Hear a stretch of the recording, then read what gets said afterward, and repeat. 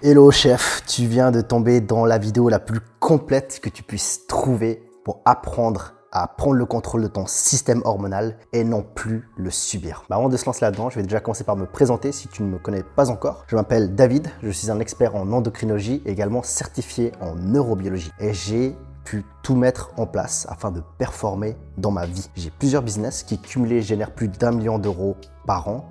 Et j'ai également une facilité en dating qui m'a permis d'ailleurs de vivre à plusieurs reprises en trisome avec 2 filles. J'ai un physique athlétique que je maintiens à l'année sans diète, sans forcément aller m'entraîner. J'ai réussi à optimiser un signal qui est encore plus puissant qui sent les hormones.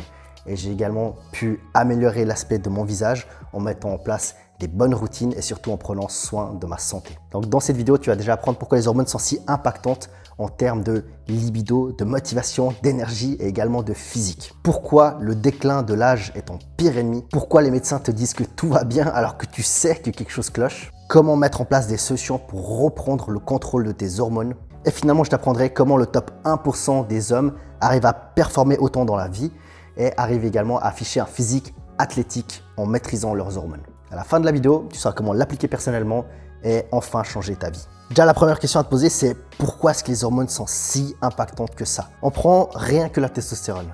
Elle fait une énorme différence en termes de motivation, en termes de libido, en termes de confiance en toi, sans bien sûr parler aussi des aspects physiques.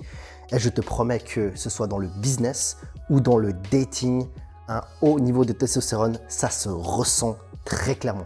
Quand quelqu'un rentre dans une pièce et qu'il a un très haut taux de testostérone, les gens le remarquent. Quand tu vas en dating devant une femme, elles arrivent à sentir que tu as un haut taux de testostérone. Mais il n'y a pas uniquement la testostérone. Le sommeil, le stress, l'humeur et ainsi de suite sont régulés par un tas d'autres hormones. En conclusion, tes hormones décident qui tu es. Apprends à les contrôler et c'est toi qui décides. Bon, si tu es abonné, tu sais déjà comment on fonctionne avec des schémas et des notes pour que ce soit beaucoup plus clair. Donc là, je vais te montrer un schéma sur le fonctionnement du système hormonal, notamment la testostérone chez l'homme. Bon, en gros, tout commence au niveau de l'hypothalamus, partie de ton cerveau. Et ce qu'elle va faire, c'est qu'elle va simplement envoyer un signal, la GnRH. Ce signal-là, il va ensuite activer une autre partie de ton cerveau qu'on appelle l'hypophyse. Et l'hypophyse, là par contre, elle commence à envoyer une hormone très importante qui est la LH. Et en fait, la LH, c'est finalement l'hormone qu'on attend pour envoyer un signal à tes couilles pour produire la testostérone. Donc la LH va envoyer un signal vers tes cellules de Leydig. Et ensuite, les cellules de Leydig vont créer de la testostérone. Maintenant, il y a des façons forcément d'améliorer tout ce processus-là. Et je te parle de façon naturelle. Première des choses, forcément, c'est au niveau de l'hypothalamus. Au niveau de l'hypothalamus, tu as 2 choses principalement. Et d'ailleurs, l'un, je vais souvent le répéter, mais tu comprendras pourquoi. On a le sommeil. Le sommeil, c'est l'un des piliers les plus importants pour ton système hormonal. Et deuxièmement, tu as l'œstrogène, qu'on appelle l'œstradiol également. Et en gros, c'est l'hormone femelle. Là, tu vas me dire, mais l'hormone femelle, on s'en fout. Mais non, tu verras dans le processus que l'hormone femelle est également impliquée et que l'hormone femelle, finalement, est le tueur de l'hormone mâle. Donc, plus tu as d'œstrogène, moins tu as de testostérone. Ensuite, on a un deuxième point où on peut intervenir, c'est au niveau de l'hypophyse. Et là, l'hypophyse, c'est pareil. On a l'œstrogène de nouveau. Donc, dès qu'on la régule, elle envoie un meilleur signal. Et deuxièmement, on a la prolactine. La prolactine, c'est une hormone que généralement les femmes enceintes produisent. Et d'ailleurs, ça leur permet d'allaiter. Et oui, un homme peut également avoir de la prolactine. Et lorsque ta prolactine est élevée, c'est sûr et certain que ta testostérone, elle sera basse. Par ailleurs, tout ce qui est œstrogène, prolactine, ça a souvent tendance à augmenter de 2 raisons. L'œstrogène, la plupart du temps, c'est quand tu es gros. En fait, quand tu as beaucoup de matière grasse, tu es plus à même à convertir ta testostérone en œstrogène. Et donc, tu en auras beaucoup plus. Deuxième des points, c'est forcément l'alcool. L'alcool augmente à mort ton œstrogène. Et ensuite, on a bien sûr les types d'aliments. Typiquement les aliments à base de soja ont aussi l'habitude de faire augmenter ton taux d'œstrogène. Et concernant la prolactine, c'est surtout de façon médicamenteuse. Généralement, quand tu prends des antidépresseurs, la plupart du temps, ta prolactine va également monter. Donc, c'est justement ces points-là qu'il faudrait vérifier déjà. Avant toute chose, est-ce que l'œstrogène et la prolactine sont OK? Ou est-ce que non, c'est justement un frein à ta testostérone? Prochain point qu'on peut améliorer, c'est au niveau des cellules de Leydig. En gros, tu peux rendre tes cellules de Leydig beaucoup plus sensibles à ta LH. Et pour ça, tu as plusieurs choses. Tu as premièrement le zinc, Deuxièmement, tu as la vitamine C. Et troisièmement, extrêmement important, et ça, visiblement, tout le monde s'en fout et personne ne le surveille, c'est l'inflammation. Il faudrait vraiment que ton taux d'inflammation soit bas. L'inflammation, tu peux d'ailleurs le checker via une valeur dans ta prise de sang, c'est le CRP, si jamais. Donc ça, c'est les 3 points à vérifier, en tout cas pour augmenter la partie cellule de Leydig. Maintenant, c'est pas tout. Là, je t'ai montré en gros le cheminement, disons, le haut de l'iceberg. Mais maintenant, on va aller dans le bas de l'iceberg. On va surtout voir, il se passe quoi au niveau des cellules de Leydig. Donc là, c'est très facile.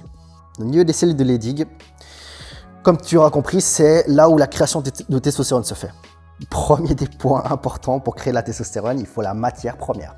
Et la matière première, c'est le cholestérol. Et le cholestérol, c'est la matière première pour absolument toutes tes hormones stéroïdiennes. Donc sans cholestérol, pas de testostérone. Impossible. Donc, pour avoir du cholestérol, 2 choses. Première des choses, forcément, il te faut des lipides. Donc lipides de qualité, c'est-à-dire des bonnes huiles, des amandes, avocats, et ainsi de suite. Donc, il te faut des lipides. Dans ton quotidien, c'est obligatoire. Sinon, pas suffisamment de cholestérol, tu ne pourras pas suffisamment convertir. Deuxième des points, et ça c'est plutôt si tu es traité, tu as des personnes qui ont des problèmes de cholestérol. Et en fait, quand tu as des problèmes de cholestérol, et quand ça devient vraiment dangereux, ce que généralement on te prescrit, c'est des statines. Donc les statines, finalement, c'est une bonne chose dans le sens où voilà, ça va diminuer ton taux de cholestérol. Mais le problème, c'est que forcément, lorsque tu prends des statines, tu n'as plus assez de cholestérol pour bien pouvoir créer de la testostérone. Et je te promets que si là, actuellement, tu es en train de regarder ma vidéo et que tu prends les statines, je suis prêt à prendre le pari dès maintenant que ton taux de testostérone est actuellement très bas. Donc, si tu prends les statines, très important à vérifier. Ensuite, on a un deuxième point. Le cholestérol, il doit ensuite rentrer dans la mitochondrie pour pouvoir être converti. Et en fait, pour rentrer dans la mitochondrie, il y a 2 éléments. Premièrement, pour passer de l'extérieur à l'intérieur de la mitochondrie, il va utiliser ce qu'on appelle la protéine STAR, qui est un transporteur. Et dès que le cholestérol est à l'intérieur de la mitochondrie, c'est là où elle aura forcément besoin d'une enzyme pour pouvoir être convertie. Et c'est là où la conversion aura lieu. Et pour améliorer tout ce processus-là, tu as effectivement des facteurs qui vont pouvoir l'améliorer. Premièrement, tu as le coenzyme Q10, qui a surtout un impact côté de la mitochondrie. Ensuite, le magnésium, qui est un élément extrêmement important. Et dernièrement, tu as les oméga 3. Voilà, pour la partie donc mitochondrie. Ensuite, la conversion se fait, donc elle ne se fait pas directement en testostérone, si jamais. Donc tu as d'abord la première conversion qui se fait en prégnénolone. Et ensuite, tu as la partie deuxième conversion qui se fait donc DHEA, androsténonium. Et finalement, à partir de là, boum, tu as cette fameuse conversion en testostérone. Et là, tu vas te dire, ok, c'est cool, j'ai ma testostérone, on est bon. Pas exactement. Là, tu as encore un autre point, une autre étape très importante que la plupart des gens oublient. En fait, pour que ta testo soit utilisée, forcément, elle doit se lier à des récepteurs androgènes. Et pour se lier à ces récepteurs-là, il faut que ta testostérone soit libre. Et le problème, tu vois, c'est que quand tu vas vérifier ton taux de testostérone total dans le sang, alors oui, ça prend le total. Mais le problème, c'est qu'une partie de cette testostérone-là, elle est liée à une protéine qu'on appelle la SHBG, qui est un transporteur en soi. Et du temps qu'elle est liée à la SHBG, tu ne pourras pas l'utiliser. Donc, le but finalement, c'est de réussir à la délier de la SHBG pour qu'elle devienne la testostérone libre et qu'elle puisse ensuite se lier à tes récepteurs androgènes. Et dès que c'est fait, là, tu as les effets de la testostérone. Donc, c'est là où tu as la libido, où tu as de l'énergie, de la motivation, de la confiance et ainsi de suite. Avant ça, absolument pas. Donc, quand tu fais une prise de sang, ça ne sert à rien de calculer la testostérone totale. Il faut que tu calcules la testostérone libre. C'est obligatoire. Et pour la partie du SHBG, tu as plusieurs points qui peuvent l'impacter. Bon, premièrement, on y revient encore, mais l'œstrogène. Il faut que ton œstrogène soit bas, ou du moins pas élevé. Œstrogène bas. Deuxième point, on y revient encore, mais c'est le sommeil. Et troisième point, il te faut des calories. En fait, si tu es en déficit calorique, c'est sûr et certain que ton taux de SHBG va diminuer. Donc ça, c'est les points que tu peux impacter naturellement pour augmenter la testostérone. Donc, comme tu auras compris, on essaye de gratter finalement la testostérone partout où on peut. Donc, sur tout le schéma, sur tout le procédé, tu vois qu'à chaque étape, on peut intervenir. Et donc, à la fin, tu te retrouves quand même avec une énorme différence en termes de testostérone dès que tu as réussi à tout optimiser. Et d'ailleurs, tu as même un dernier point encore, c'est qu'au niveau des récepteurs androgènes, tu peux aussi les améliorer. En fait, tu peux augmenter la sensibilité de tes récepteurs.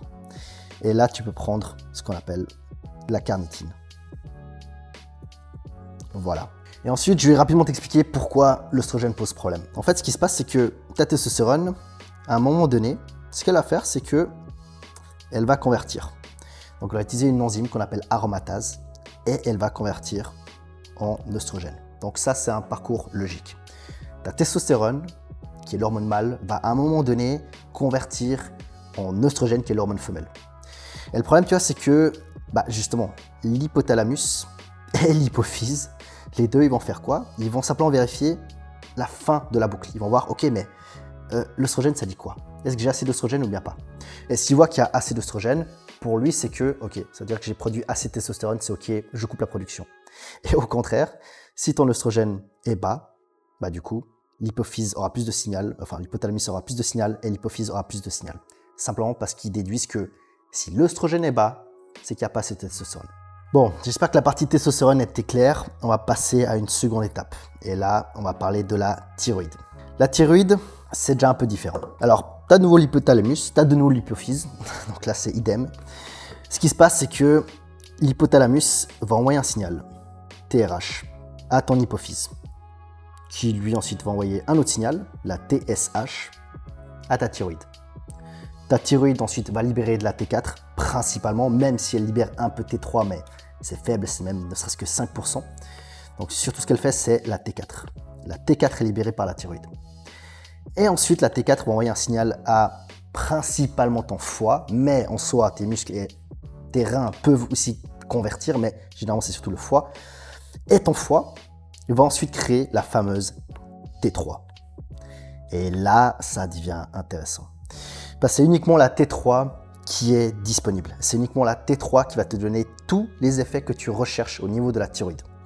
Et ensuite, cette T3-là va donc se lier au récepteur thyroïdien. Et dès que c'est fait, boum, tu as les effets escomptés. C'est-à-dire que tu as beaucoup plus d'énergie, ta chaleur corporelle augmente et tu perds du gras très facilement. Le problème, tu vois, c'est que, en fait, la plupart du temps, c'est au niveau déjà de l'hypothalamus que ça bloque. Tout simplement parce que ce qu'il va vérifier, c'est qu'il va faire une petite checklist, tu vois. Il va vérifier, ok, c'est quoi la température de mon corps actuel? C'est quoi mon état énergétique? C'est quoi mon niveau de stress? La leptine, donc que ça va pouvoir mesurer la faim également. Et le cortisol. Parce que forcément, il serait bête de se dire, ok, disons que ma température est déjà trop haute, vas-y, je vais encore plus libérer des hormones. Non, parce que du coup, il va se mettre en état de préservation. C'est en fait un stade de sécurité. Ce qui veut dire que si tu es déjà anorexique, ou que tu es en déficit calorique sévère, ou tu es dans un jeûne depuis très longtemps, il va bloquer, à coup sûr. Si tu as stress chronique, si tu as ton cortisol qui est élevé, il va bloquer, c'est sûr. Donc déjà, ça, c'est des points que tu devrais corriger en amont pour être sûr que l'hypothalamus ne bloque pas et qu'il puisse au moins libérer la TRH pour ensuite la suite du processus. Ensuite, on a un deuxième point où on peut intervenir. C'est au niveau de la thyroïde. En fait, au niveau de la thyroïde, tu as deux choses. En fait, dis-toi que l'élément principal pour qu'une thyroïde fonctionne, c'est le iode. Donc, si tu as une carence en iode, c'est sûr et certain que ta thyroïde sera impactée. Et deuxième des choses, et ça du coup c'est une maladie malheureusement, mais si tu as la maladie d'Hashimoto, donc tes cellules se font attaquer par ton propre système immunitaire et donc ils vont commencer à attaquer ta thyroïde, là c'est foutu, c'est pareil. Et généralement quand tu as la maladie d'Hashimoto, ce qu'on va simplement faire, c'est qu'on va donner de la T4 directement, voire de la T3, et comme ça, tu n'as plus forcément besoin de ta thyroïde. En gros, dis-toi, les matières premières dont tu auras vraiment besoin pour donc, ta fonction thyroïdienne, c'est iode, bien sûr, sélénium, tu as le fer, que très peu se doutent, et tu as la tyrosine. Ça, c'est vraiment les 4 éléments dont tu as besoin pour que ta thyroïde puisse fonctionner correctement. Et ensuite, tu as un autre point. Forcément, c'est la conversion. Pour convertir de T4 en T3, Première des choses, il faut déjà que ton foie soit en bon état. Parce que oui, dès que tu as un problème de foie, typiquement foie gras, là, la conversion se fait beaucoup moins bien. Et c'est là, justement, où tu es en train d'impacter toute ta chaîne. Mais en gros, donc, hormis que ton foie va bien, il faudrait aussi d'autres choses. Bien sûr, encore une fois de plus, le sélénium. Parce que, ouais, à savoir que pour convertir de T4 en T3, tu auras besoin de 2 enzymes, donc la diédonase 1 et 2, donc DIO1, DIO2, et ils contiennent principalement du sélénium. Et ensuite, tu auras besoin de zinc, et tu auras compris, bien sûr, pour avoir de l'énergie. Pour ce cheminement, tu auras besoin de calories. Et je vais quand même reprendre un autre truc, comme je t'ai dit, 90% de la conversion se fera au travers du foie, mais tes reins peuvent aussi jouer un rôle. Donc logiquement, il te faut des reins en bon état. Maintenant, fais gaffe à une chose, parce qu'en fait, la T4 se convertit généralement en T3, mais attention, parce qu'elle peut se convertir également dans son opposé, qui est en fait la reverse T3. Et quand elle se transforme en reverse T3, en fait, c'est un frein métabolique. C'est simplement un signal qui est produit en disant à ton corps, waouh, diminue le métabolisme, là, ça devient dangereux. Donc, c'est pour ça que généralement en prise de sang, si tu veux vraiment avoir le profil complet, tu vois déjà que les médecins à la base te font juste la TSH. Donc, autant te dire la TSH ne sert à rien parce que tu sais pas finalement est-ce que ta thyroïde fonctionne, est-ce que ton foie fonctionne, donc tu sais pas le cheminement final. Deuxième des points, c'est un médecin qui se connaît déjà un peu mieux, il va se dire je vais rajouter T4, T3. Et celui qui se connaît extrêmement bien, forcément, il va rajouter beaucoup d'autres points, et notamment la reverse T3 qui est extrêmement important. Et finalement, dernier point, ça aussi, ça a un impact, c'est les récepteurs thyroïdiens. Là, tu as deux façons d'avoir une meilleure sensibilité à ces récepteurs-là. La première, c'est grâce à la sensibilité à l'insuline. Donc oui, les deux sont extrêmement liés.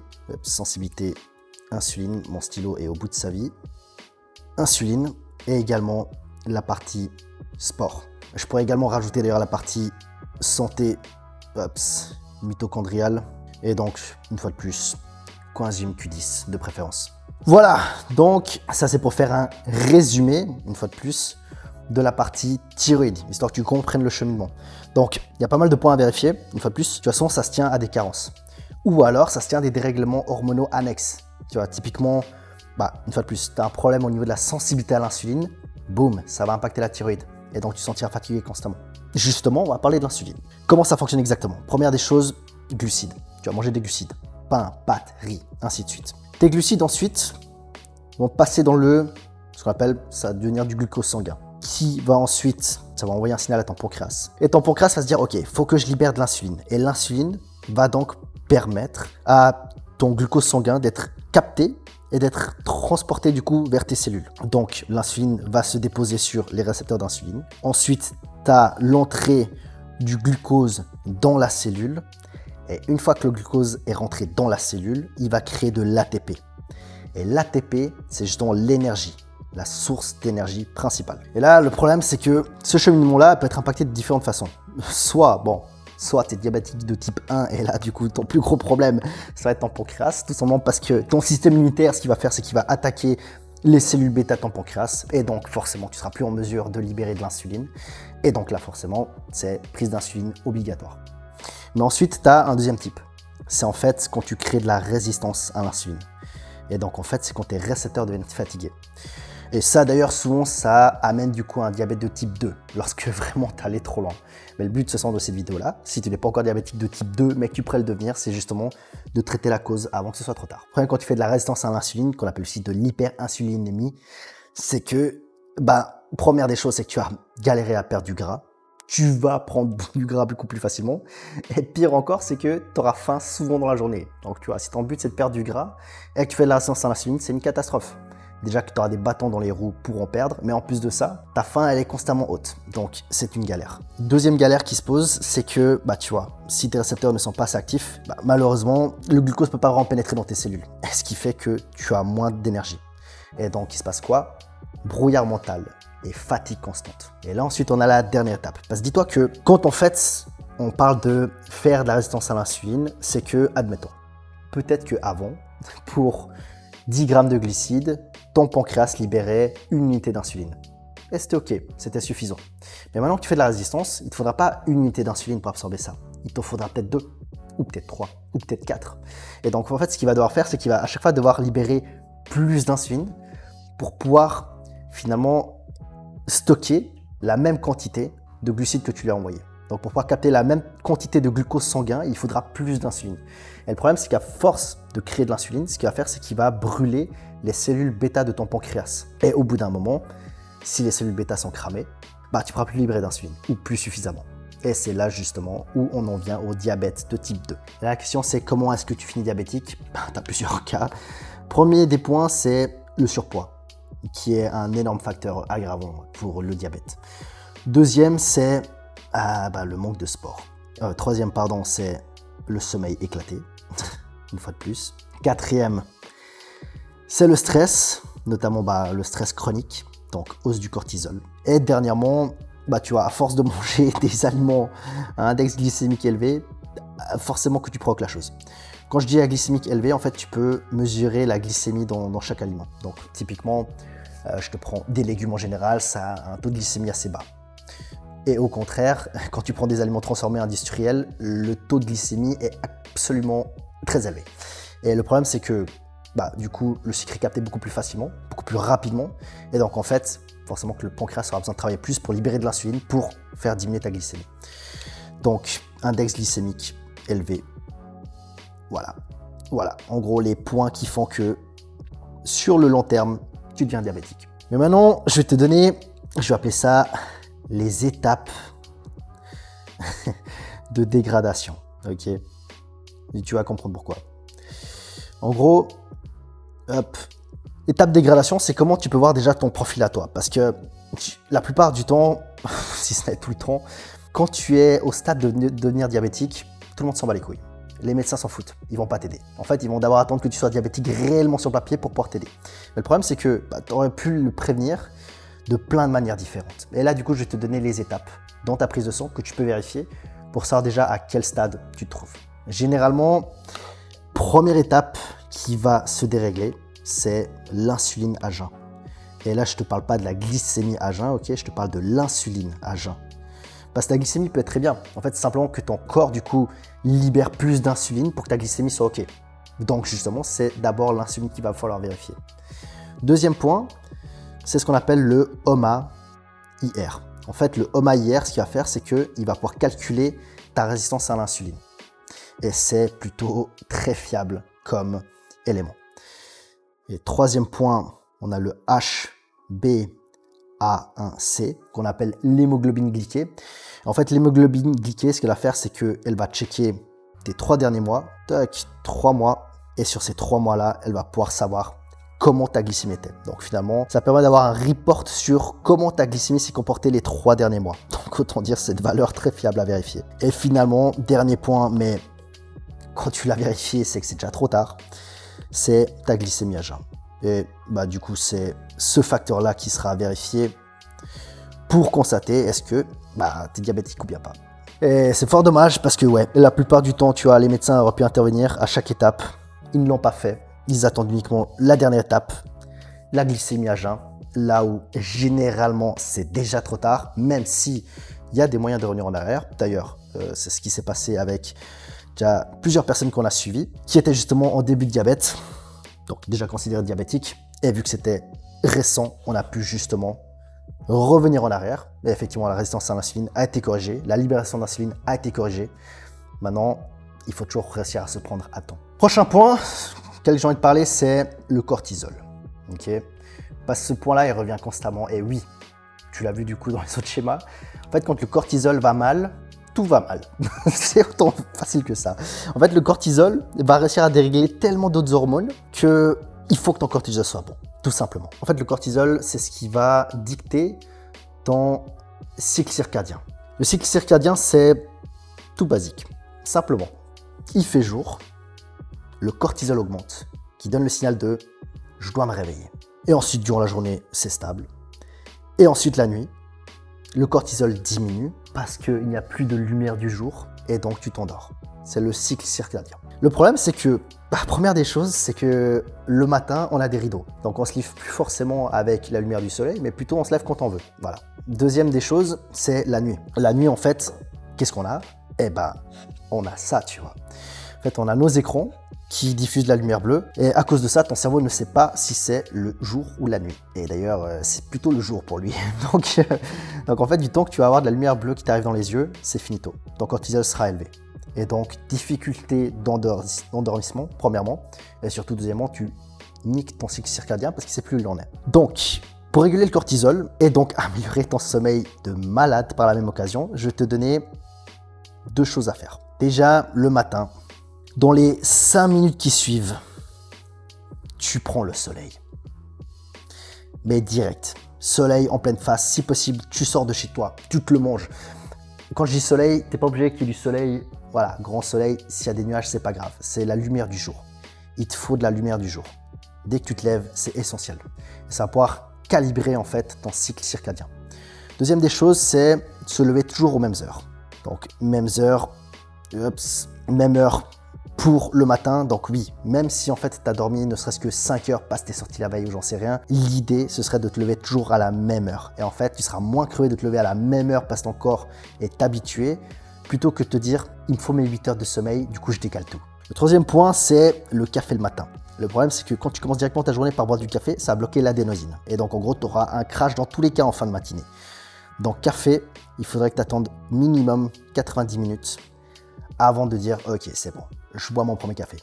Et autre point, et là d'ailleurs, il y a toujours eu un peu des débats en disant mais douche froide, pourquoi est-ce que je dois me taper une douche froide, ça fait aucun sens, blablabla. Oui, ça fait du sens pour une seule chose.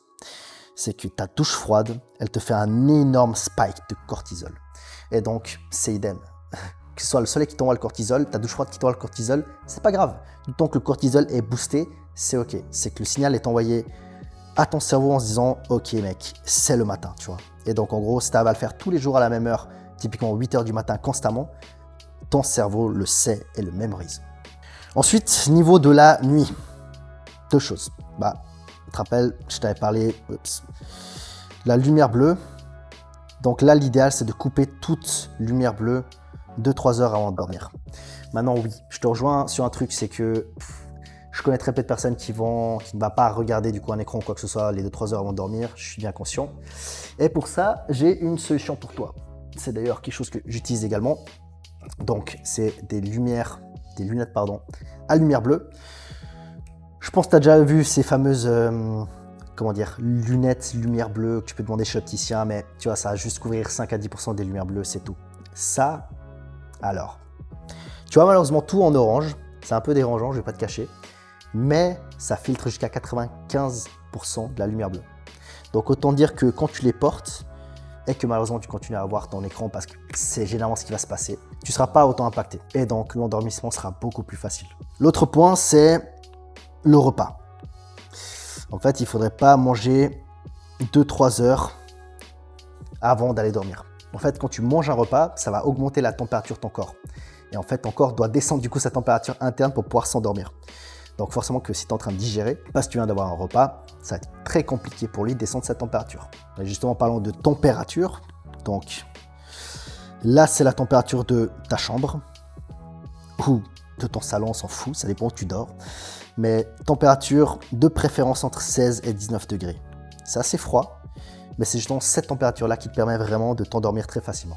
Et d'ailleurs, je pense que tu l'as aussi déjà remarqué, c'est que quand tu es en plein été, qu'il fait chaud, c'est canicule dehors, wow, tu passes des heures à essayer de t'endormir. Alors que au contraire, quand c'est l'hiver, tu as bien froid là, tu as ouvert la fenêtre, la chambre est congelée, tu t'endors instantanément. L'autre point, c'est alors l'entraînement le soir. Là, c'est aussi un problème. En fait, quand tu t'entraînes le soir, ce que ça fait, c'est que ça va faire un énorme pic de cortisol. Et rappelle-toi, si tu as du cortisol le soir, c'est justement ton pire ennemi. C'est ce qui va t'empêcher de t'endormir. Donc, l'entraînement le soir à éviter. De préférence ou plus tard, fin d'après-midi, mais le soir à éviter. L'autre point, c'est l'alcool. Et ça, je l'ai remarqué. En fait, je porte le Whoop. Avec ça, du coup, je peux traquer absolument tout, mon état de santé, mon sommeil, et ainsi de suite. Et en fait, de base, je ne bois pas. Je bois peut-être, 4-5 fois par an, des événements bien précis. Et il m'est arrivé justement de boire. Je portais le Whoop. J'ai vu la qualité de mon sommeil. Oh putain. Alors oui, je sais que l'alcool défonce ton sommeil, et notamment ton sommeil profond, et te le bousille totalement. Mais quand j'ai vu les chiffres, j'ai halluciné. En fait, pour moi, c'était comme si je n'avais pas dormi.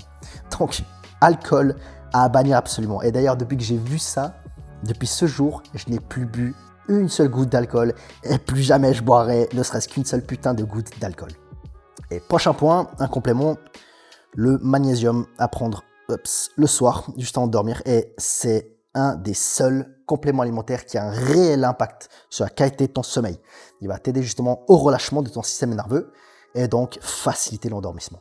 Bon, maintenant, on va parler d'un prochain point. C'est pourquoi est-ce que les médecins te disent que tout va bien?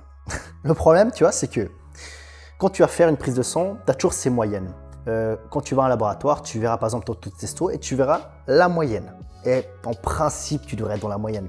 Parce qu'en fait, ce qui se passe, c'est que pour faire cette fameuse moyenne, ils vont prendre 1000 personnes et ils vont faire une moyenne. Voilà, c'est-à-dire ils vont prendre la personne qui avait le taux le plus bas, la personne qui a le taux le plus élevé, c'est la moyenne. Mais ils s'en battent les couilles de savoir que la personne qui avait ce taux très bas souffrait et avait énormément de symptômes. Il n'avait pas de libido, il n'avait pas de l'énergie, il était constamment dépressif tous les jours. Et c'est là en fait où on est foiré. C'est que pour eux, c'est ok. Du temps que tu es dans la moyenne, c'est good. Alors que non, c'est pas parce que tu es dans la moyenne que tu n'as pas de symptômes. Et au contraire. Le problème, tu vois, c'est que les médecins sont là pour guérir les maladies. Ils ne sont pas là pour prévenir les maladies. Et encore moins pour t'aider à performer. Ça, ils s'en foutent royalement. Et je me rappelle, il y avait un système intéressant qui est en Finlande. Et là, en fait, c'est différent. Les médecins sont payés selon le niveau de santé global du pays. Et donc là, forcément que la donne elle est différente. Parce que là, c'est pas juste le mec vient dans ton cabinet, tu règles le problème, vas-y, c'est terminé. Non, c'est que tu vas vérifier le truc dans le fond pour être sûr que le mec ne se pointe plus et qu'il reste en bonne santé. Et c'est là où toute la différence apparaît, c'est qu'on veut vraiment avoir une population qui vit le plus longtemps possible. Et donc, ce qu'on essaie de scorer, c'est la longévité. C'est pas uniquement de diminuer le risque, enfin diminuer le risque, diminuer plutôt les maladies existantes. Peut-être que tu as déjà toi-même eu ce genre de cas, soit toi, soit quelqu'un qui t'est proche, typiquement qui se plaignait de fatigue chronique, ou alors aucune clarté mentale, manque de libido, et ainsi de suite. Et finalement, tu te retrouves au cabinet et on n'a rien à déceler. Pour eux, tout est normal. Alors que tu sais très bien qu'il y a quelque chose qui cloche. Simplement parce que du temps que tu es dans ces moyennes-là, pour eux, c'est OK. Que tu aies 30 ans et que tu as un taux de testostérone d'une personne de 90 ans, c'est OK. C'est dans la moyenne. Et maintenant, je vais te dire comment appartenir au top 1% des hommes qui excellent dans absolument tout, que ce soit le business, leur physique ou leurs relations. Ces personnes-là ont simplement optimisé leurs hormones via des routines intelligentes. Tout simplement. C'est qu'en fait, la plupart des gens, déjà, s'en foutent de leur santé, ne vérifient même pas leur santé actuelle, se disent que les problèmes du quotidien, fatigue chronique, ainsi de suite, ouais, c'est normal, c'est le stress, c'est le travail. C'est faux. C'est tes hormones et c'est tout. Et tes hormones, tu peux les contrôler. Notre modèle, il est penché sur les cliniques anti-âge qui cartonnent aux États-Unis. Et justement, le top 1% des entrepreneurs et cadres d'entreprise sont déjà suivis et traités. Et là, c'est pas juste des prises de sang rapides pour ensuite te dire « ouais, t'es dans la moyenne, tout va bien ». Non, là, on analyse vraiment tout en détail.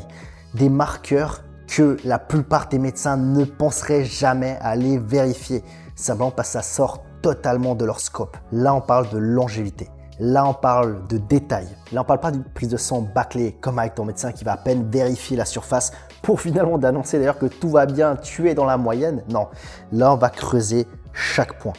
Et si tu es dans la moyenne, mais que les valeurs ne sont pas bonnes, on va le corriger. Là où la médecine en Europe est actuellement en retard, notamment l'utilisation de peptides pour améliorer la beauté, l'énergie, la motivation, la longévité, nous, on sait exactement comment les utiliser et comment donc utiliser tous ces outils modernes afin d'améliorer ta santé et tous les aspects de ta santé. Et maintenant, comment est-ce que moi je peux t'aider? J'ai passé ces dernières années à étudier les hormones et à comprendre leur impact et surtout comment je peux les optimiser. Donc, tu as actuellement deux choix. Le premier, c'est soit tu continues à te prendre la tête encore avec ton médecin qui reste aveugle par rapport à ton cas, ou alors tu peux me contacter et on réalise un bilan sanguin, mais cette fois-ci au travers de notre réseau partenaire de médecins et j'analyserai ton bilan sanguin personnellement.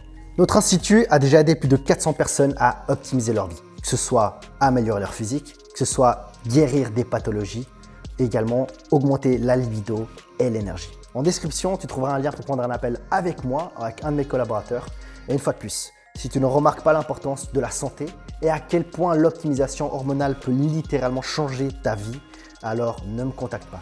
Je veux uniquement travailler avec des personnes qui sont déjà conscientes, qui savent à quel point cet aspect santé est primordial et à quel point l'optimisation hormonale peut radicalement changer leur vie. En tout cas, ça m'a énormément plu de faire cette vidéo-là. J'espère qu'elle t'a appris des choses. D'ici là, prends soin de toi et je te dis à très bientôt.